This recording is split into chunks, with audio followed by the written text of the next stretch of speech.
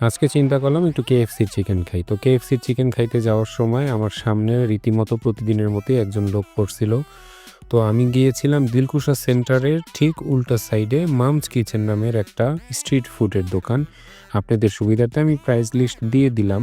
এখানে ওদের ভেজিটেবলটা আমার কাছে কোয়ালিটিটা অনেক ভালো লাগছে। নুডলস ছিল, চিকেন ফ্রাই ছিল, ফ্রাইড রাইস ছিল। আমি আসলে ফ্রাইড রাইস, চিকেন ফ্রাই এবং ভেজিটেবল নিয়েছিলাম।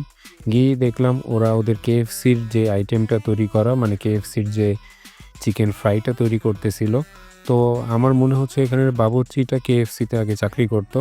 তো এখন কেএফসির চিকেন বুড়িগঙ্গা তেলের ভিতরে ভাজা শুরু হয়ে গেল। এর ভিতরে আমার খাবারের প্লেট রেডি করতেছে, কারণ চিকেন অলরেডি ভাজা প্রায় শেষ পর্যায়ে। তো এই যে চিকেন ফ্রাই দিয়ে আমাকে ভেজিটেবল দিয়ে রাইস দেওয়া শুরু করলো। তো আমি আসলে মানে যখন চিকেন ফ্রাইটা মানে আমার থালটা হাতে নিলাম, তখন দেখলাম যে যেই পরিমাণ খাবার ওরা মাত্র ৳১২০ দেয়, তা দিয়ে মোটামুটি মানে দুপুরে লাঞ্চ তো হবেই, রাত্রেও মনে হয় আমার খেতে হবে না, এরকম মনে হয়। তো আমাদের সিকদার সাহেব খাওয়া নিয়ে খুব ব্যস্ত। তাকে আর ডিস্টার্ব করলাম না। তো আজকে এ পর্যন্তই। ভালো থাকবেন, সুস্থ থাকবেন।